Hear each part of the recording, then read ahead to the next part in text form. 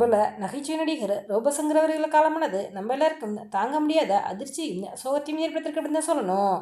தன்னுடைய இயல்பான கலை வழிபாட்டில் திரையுலகில் ரசிகர்களை மகிழ்த்த ரோபசங்கருடைய திடீர் மரணமானது தமிழ் திரையுலகுக்கு மிகப்பெரிய பேரிழப்பு அப்படி தாங்க சொல்லணும். ரோபசங்கர் அவர்கள் நடிகராக மட்டுமில்லாமல் டப்பிங் ஆர்டிஸ்டாகவும் ஒர்க் பண்ணியிருக்காருங்க. ஆமாங்க, 2010ஆம் ஆண்டு வெளியான தி லயன், 2024ஆம் ஆண்டு வெளியான முபாசா, பூம்பா என பல ஹாலிவுட் திரைப்படங்களில் டப்பிங் ஆர்டிஸ்டாக ஒர்க் பண்ணியிருக்காரு. தன்னுடைய தனித்துவமான நடிப்பு திறமையின் மூலமாக பெரியோர் முதல் சிறியோர் அனைவரும் மனதையும் கவர்ந்தவர் அப்படின்ட்டே சொல்லலாம். ரோபசங்கர் அவர்கள் பல்வேறு ரியாலிட்டி ஷோக்களையும் கலந்துக்கிட்டு இருக்காருங்க. ஒரு காலத்தில் வாழ்க்கையில் வெற்றிக்காக போராடிய ரோபசங்கர் அவர்கள் தன்னுடைய கடினமான உழைப்பு மற்றும் விடாமுயற்சி மூலமாக ஒரு நல்ல வாழ்க்கையை உருவாக்கிட்டார். இவரது திரையுலக வெற்றி ரோபோசங்கரின் வாழ்க்கை மட்டுமல்ல, அவரது குடும்பத்தின் அந்தஸ்தையும் உயர்த்தியிருக்குது. ஆமாங்க, ரோபோசங்கர் அவருடைய மனைவி பிரியங்காவங்களும் தில் கன்னிமாடம் அப்படிங்கிற திரைப்படத்தில் நடிச்சிருக்காங்க. அவருடைய மகள் இந்திராஜா பிகில் திரைப்படத்தில் பாண்டியம்மா அப்படிங்கிற கதாபாத்திரம் நடிச்சிருக்காங்க.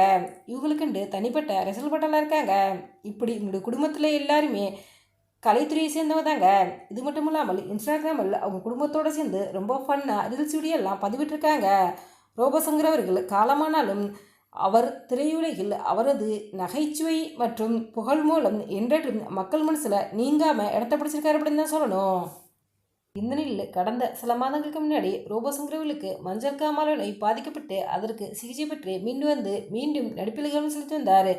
கடந்த சில தினங்களுக்கு முன்னாடி தமிழக அரசால் இசைஞானி இளையராஜா அவர்களுக்கு பொன் விழா ஆண்டு நடந்துச்சு. இந்த நிகழ்ச்சியில் ரோபசங்கர் அவர்கள் கலந்துக்கிட்டாரு. இந்த நிகழ்ச்சியில் தமிழக முதல்வர் மு.க.ஸ்டாலின் அவர்களிடம் ரஜினி, கமல் ஆகியோரின் காலில் விழுந்து ஆசீர்வாதம் வாங்கினாரு. இந்த நிகழ்ச்சி தான் ரோபசங்கர் அவர்கள் கடைசியாக கலந்துக்கிட்ட நிகழ்ச்சியும் கூட. 46 வயதான ரோபசங்கர் அவர்கள் திடீரென காலமானது திரையுலகம் மட்டுமின்றி ரசிகர்களுக்கும் அதிர்ச்சி ஏற்படுத்தியிருக்குது. ரோபசங்கருடைய மரணத்தை பற்றி நீங்கள் என்ன நினைக்கிறீங்க அப்படிங்கிற உங்களுடைய கருத்துக்களை எங்களுடைய கமெண்ட்ஸில் கமெண்ட். இதுபோன்று இன்னும் நிறைய தகவல்களை உடனுக்குடன் தெரிந்து கொள்ள எங்கள் 222.6 சப்ஸ்கிரைப் பண்ணுங்கள்.